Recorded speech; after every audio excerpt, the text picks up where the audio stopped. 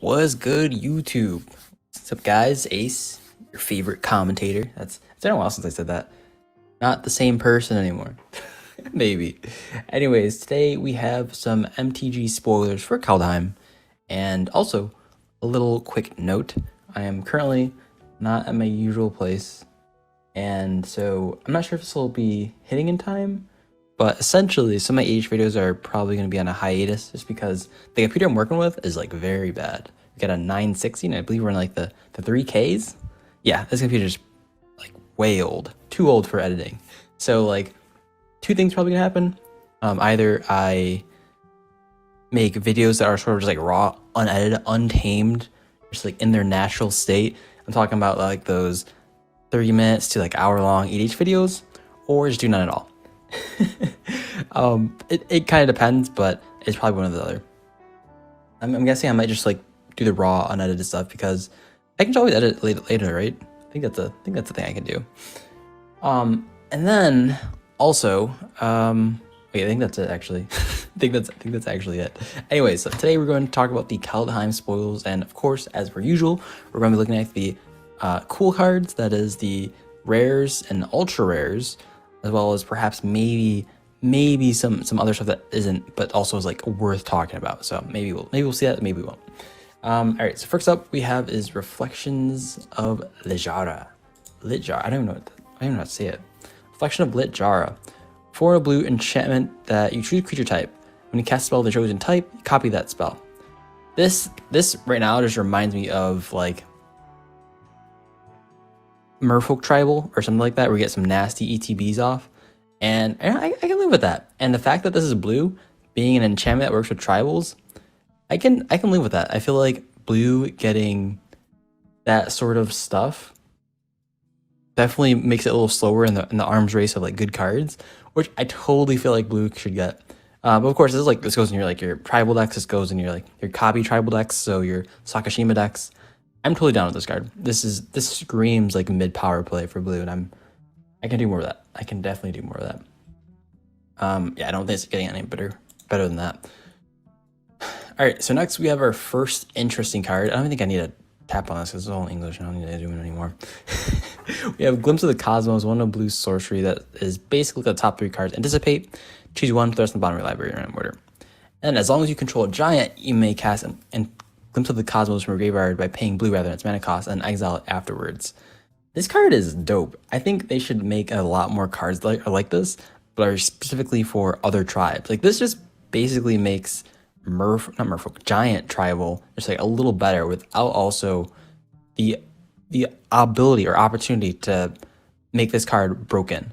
Like this basically just like puts the giant archetype, not an archetype, tribal, just like on a next level. I think they should do more of this sort of stuff. I'm guessing this is like experimental, but like having this for like red or something like that. Like if you control maybe a goblin, this does X damage instead. Like I'm pretty sure they only have stuff like this. Like this is how you do it. I really like this. I like this ability. Although I think giants generally like a lot higher CMC, so this is kind of a slow card. Actually, not even slow. It's like pretty good for like an early card.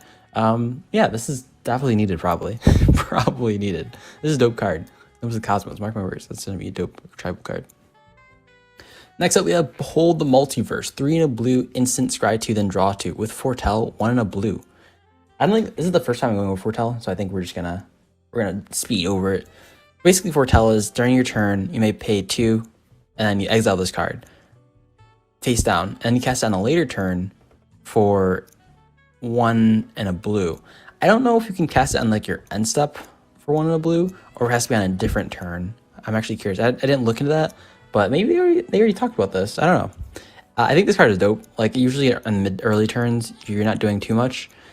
Later turns, putting this out for 2 generic, and your late stages is pretty fine too, especially when you want to keep up mana for something that could be problematic. Like there's been a bunch of times where like I tapped out just to like do something at sorcery speed because I just had to do it at sorcery speed, and like the guy's just like pumping out some sort of like euro or something like that, right? Like this makes you allow you to keep your mana up also while having the opportunity to like, if they're not doing anything, you just force the issue and you draw 2 cards, right? This is dope.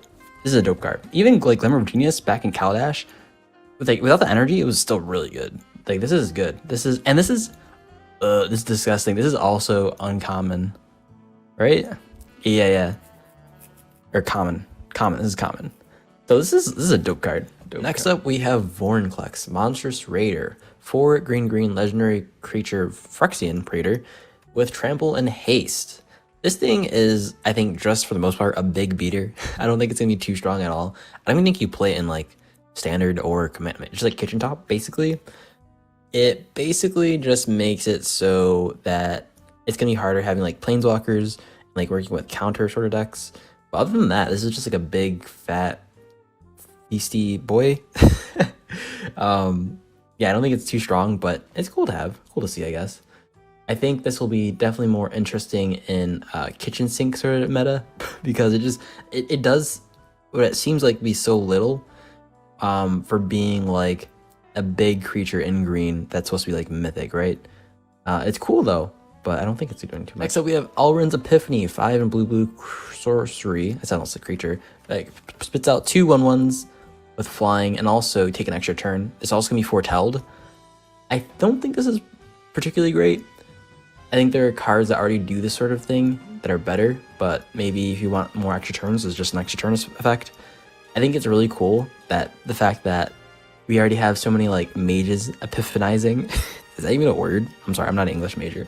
But like, I feel like every other set, there's always some dude trying to have like an epiphany in Magic. I mean, to be fair, it's like a really cool sort of word. Like, like, I don't know why contemplating or contemplation isn't like a word used too much in Magic. Like, that seems like a word like a lot of blue characters would use. Like, Alrund's Epiphany, like, this is 100%, I totally see a card having Epiphany in it within the next 3 more sets after this, right? So, yeah, cool card, I guess. Next up, we have Varragoth, bloodsky, sire. I think this card is dope. Okay, this is always gonna be your commander, and you use it, you attack early, and you get whatever card you want in your deck. I think for the most part, you're not using this in opposition agent.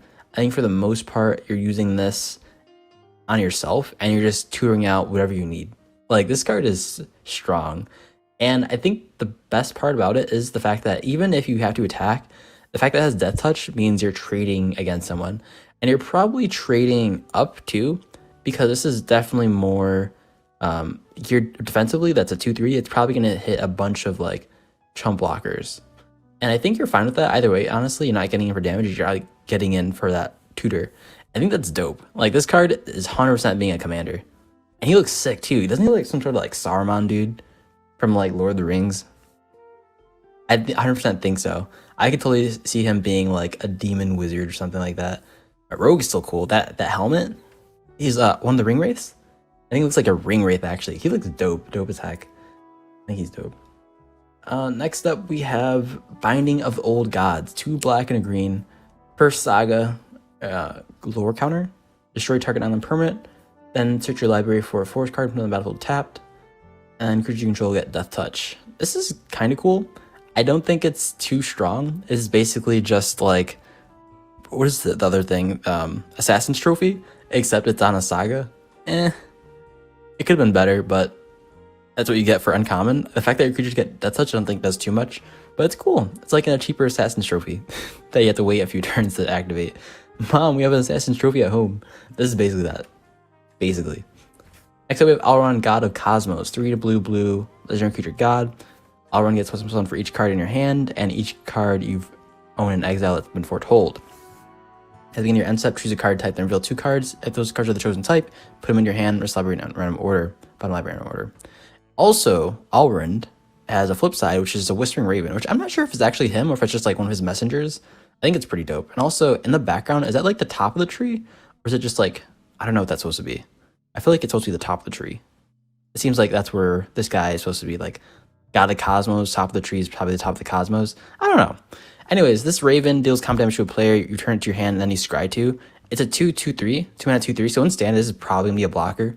Other than that, I don't see this card being played too much, if at all, because I don't know. Like, okay, honestly, I like it. I like where they're going with this. A lot of these blue cards to me, these blue mythics and rares, they're just not that good. They're just not that good. I'm down with that. Blue needs to be step down for a while, a little bit, because they've been too good for a while. I know people will be mad at that, but I do not like blue in eternal formats. Not in eternal formats, rather. I don't like blue in commander because it's so strong already. So I'm totally down for this sort of effect for commander. Next up, we have Elvish Warmaster, 1 in a green. Whenever one more elf enters the battlefield under your control, create 1 green elf warrior. Triggers ability only once each turn. This is cool. It's a 2/2 that also gives your creatures an overrun effect for like 7 mana, which I guess is possible with elves. I think this card is dope. I think this is probably one of the few, if not only, card that has like a restriction on the triggered ability.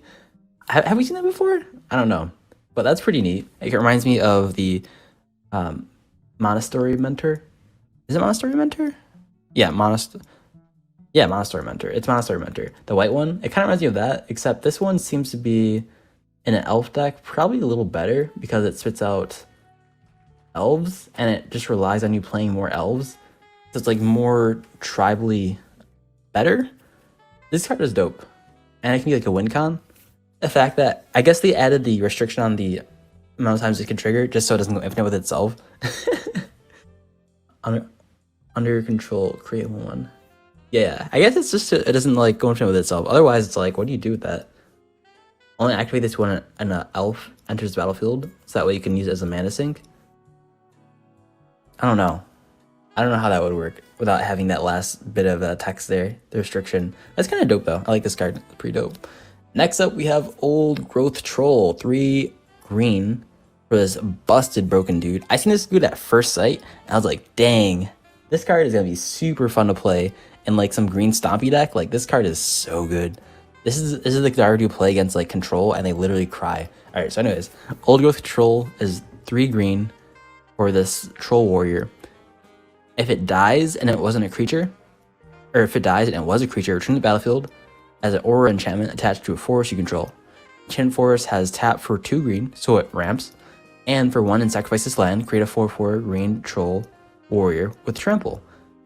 So yeah, either have enchantment removal and like waste your card advantage or lose your card advantage, because like hitting some enchantments isn't gonna do you much in the face of like some green aggro stompy deck. This is just like butter on the cake or icing on the cake.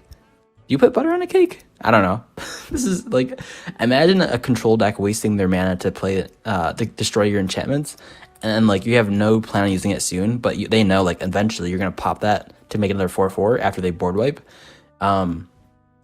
But you're playing your other 3 mana 4/4s. Like this is gonna spook me. Like I play control mostly, and like this is gonna spook me a lot. So this will be interesting. All right, next up we have Kibble, Cosmic Impostor, or Valki, God of Lies. I don't know which came first, or if Tibalt took the position, or if he's always been in the position, or if he's killed the guy that was actually in the position at first.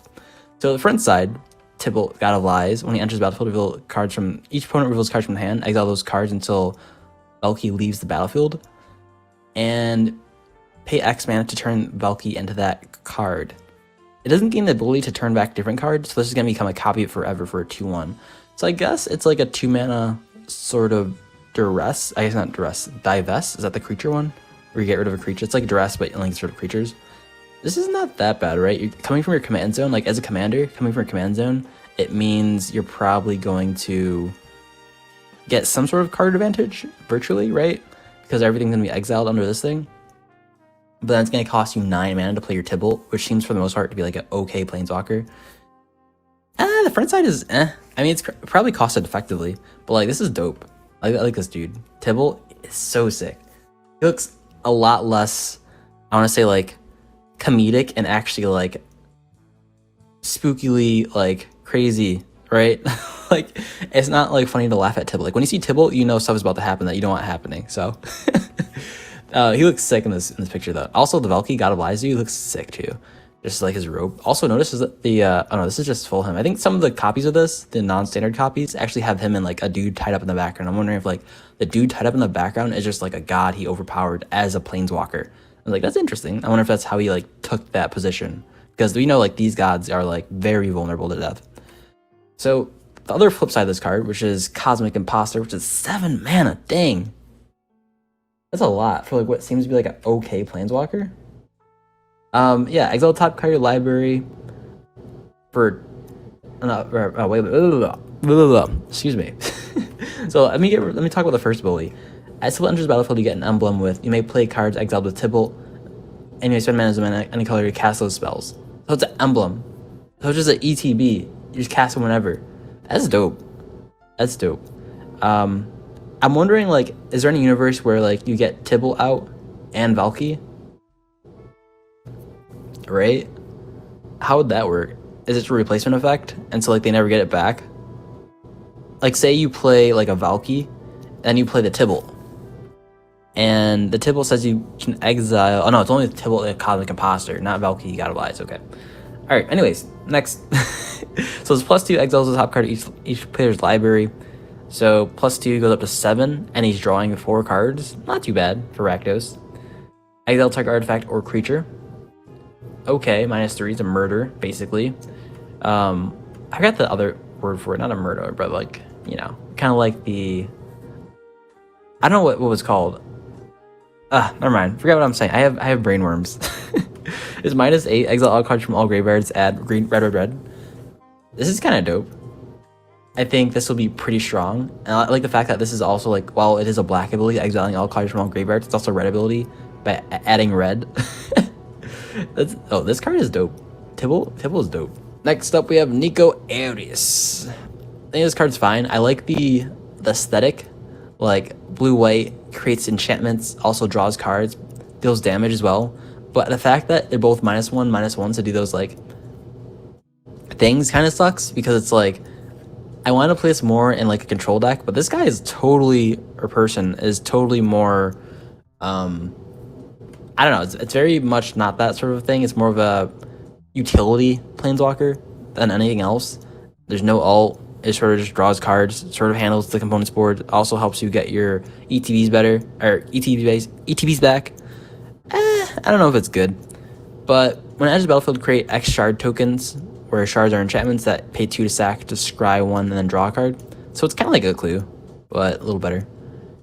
And its +1 is up to 1 target creature you control can't be blocked this turn. Whenever that creature deals combat damage this turn, return it to its owner's hand. So there you go, get your ETBs back. The -1 for Nico is also deals damage to target tapped creature for each card you draw on this turn.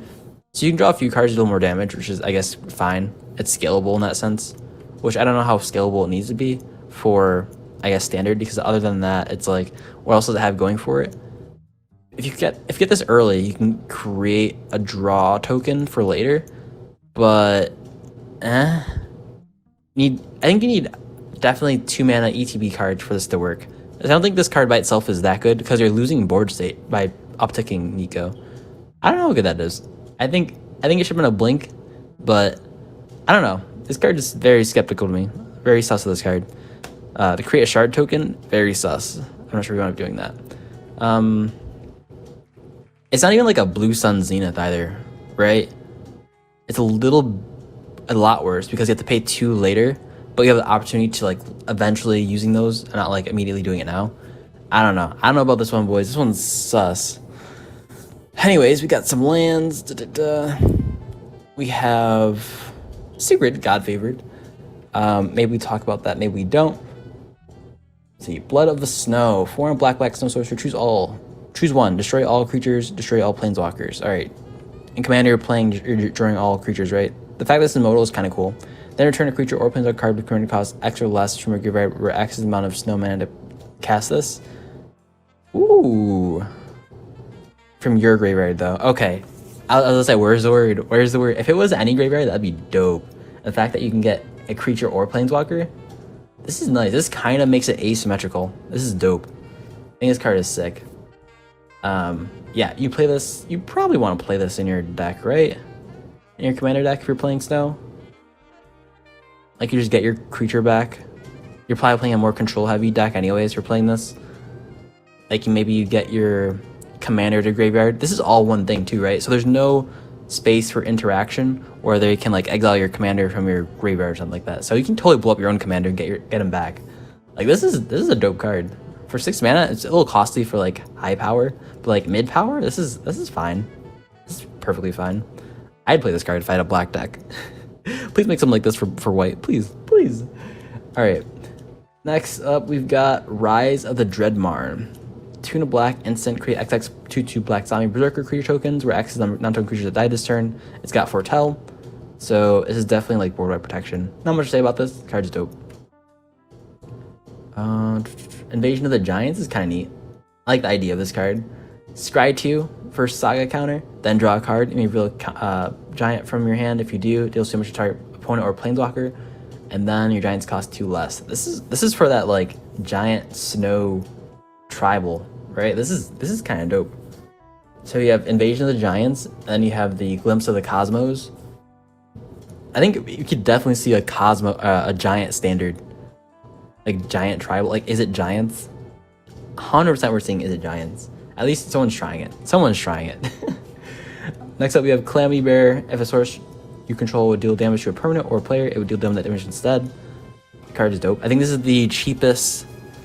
This guy looks crazy, but this is also the cheapest damage doubler we have, which is cool, especially for like Commander's sake. Like, this could definitely help with like burn and Commander. I'm totally down for burn and Commander effects. Runeforge Champion, 2 and a white dwarf warrior. When ATBs look through your library and or graveyard for a rune card, put it in your hand. Runes cost may pay 1 rather than they cost the other rune spells 2/3. I'm curious what a rune spell is. It might be like an enchantment for equipment. I'm doubting this, however. I'm hoping it's just like a more general enchantment that's not like an aura. If that's the case, this would be kind of dope. I'm not sure if it's gonna be warrant like a spot for EDH, but in standard we have like a rune tribal sort of thing. Maybe. Also, what color the runes are gonna be in is gonna be kind of interesting, because yeah, that'd be important to note how these runes interact with certain permanent types. This would be dope though. For 1 mana, this is kind of like the blue-white Azorius commander that we saw earlier, and that like cheapening things cause are definitely strong in Magic, and so this would be kind of interesting. Next up, we have Resplendent Marshal. 3 mana for a 3/3 with flying. This is a good rate. And when it enters the battlefield or dies, makes another creature card from your graveyard. When you do, put a +1 counter on each creature that control who has the same shares a type with Resplendent Marshal that shares a creature type. Alright. When you do, put a +1 counter on each creature you control other than Resplendent Marshal that shares a creature type with exiled card. So this is just like Tribal Matters sort of anthem effect. This is dope. This is a good card. In fact, this is a die, and ETB is kind of dope too. Although the ETB less dope, because I think for the most part, people aren't going to attack this. I think people are usually going to board wipe, and then you don't get anything for the ETB. You have to do Angel Warrior Tribal then at that point. And you can exile a Resplendent Marshal. Yeah, and your next Resplendent Marshal is a 4/4. I don't know, boys. You can do like Warrior Tribal though. Maybe a white-red pairing for Boros. That'd be kind of dope.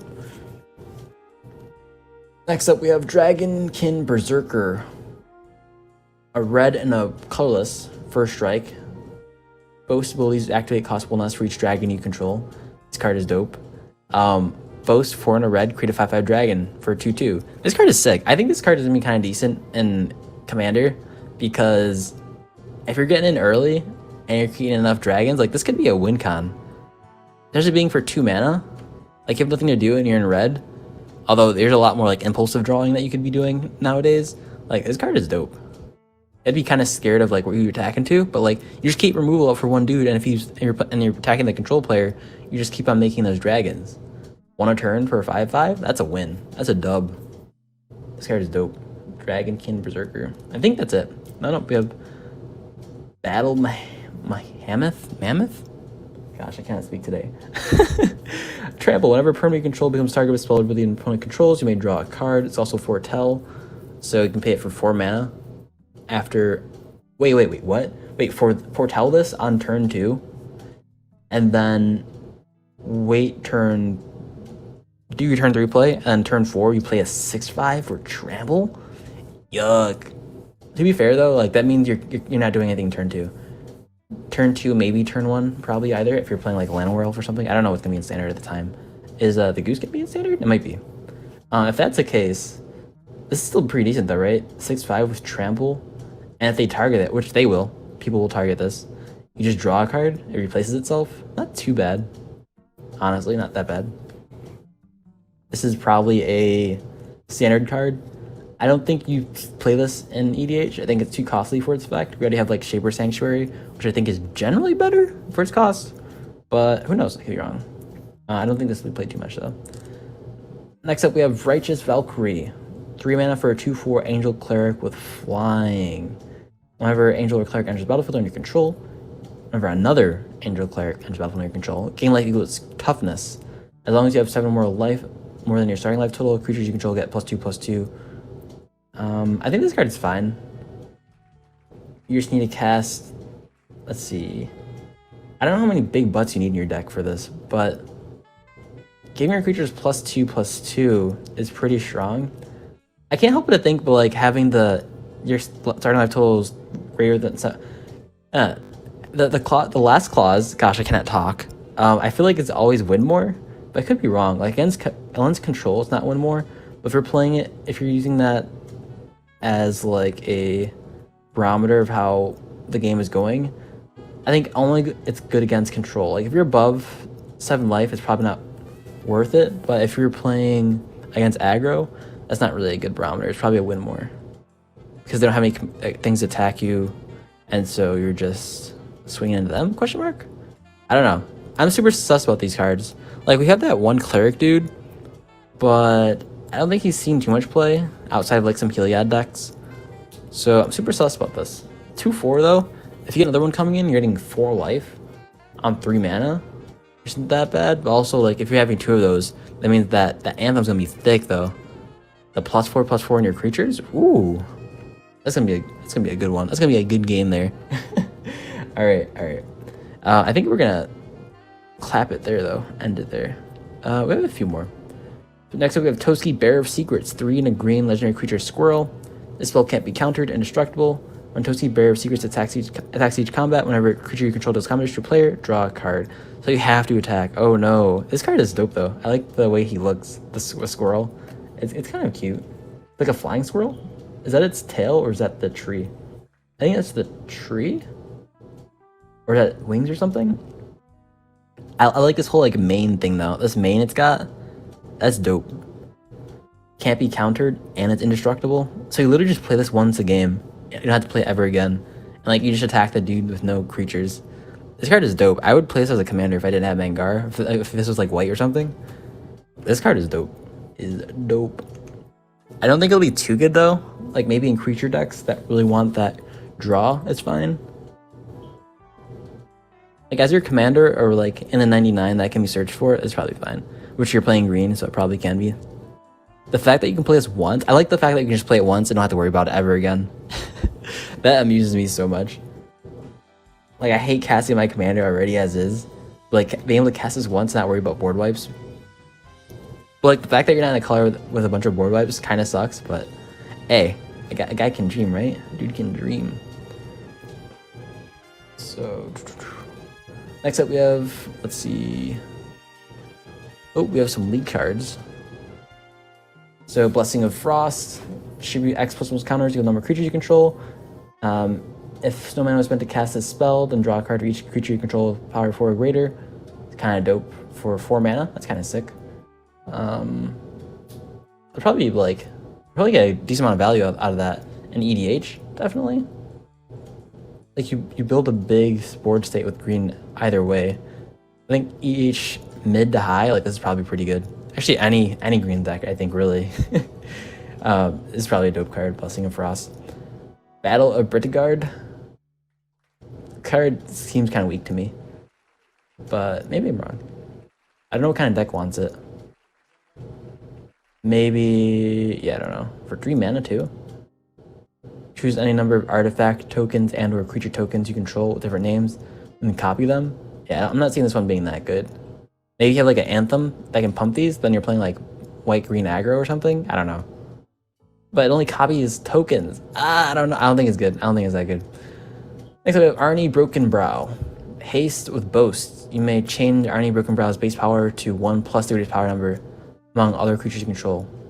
So this could be like pretty big if you wanted to. Which is kind of cool. I don't see it being a commander, but it's kind of cool. They have Raynar, Ever Watchful. Flying Vigilance, your first card you foretell each turn costs 0. Whenever you exile one more card from your hand or into a permanent from the battlefield, create a 1/1 white spirit creature token with flying, 2/3. Not too interesting, but the foretelling thing is kind of cool. I don't know what kind of broken foretell cards you can foretell, but it's only like 2 mana you're saving from that. So it's like, it's kind of like Grand Arbiter in a way, where like saves you mana, but not too much. I don't know.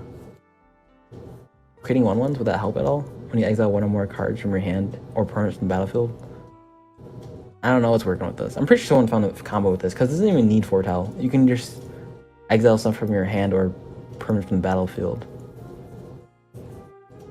I don't know. Next up, we have Lathril Blade of Elves. 2 black and a green. Whenever Lathril deals combat damage to a player, create that many 1/1 green elf warrior tokens. Tap 10 untapped elves. Each opponent loses 10 life and you gain 10 life. That's kind of cool. Create that many 1/1s. So it's 4. Whenever she deals damage, you create that many 1/1s. So it's 4 mana for a 2/3. Doesn't do too much. It's probably like more of an aggro commander. This is kind of cool. I don't think it's good, but it's kind of cool. It's got like a weird Citadel Bolus, Citadel effect at the end. Kind of cool payoff. Anyways, we are overtime, and geez, I did not think it would go that long. But anyways, thanks guys for watching. Peace out, guys, and see you guys later.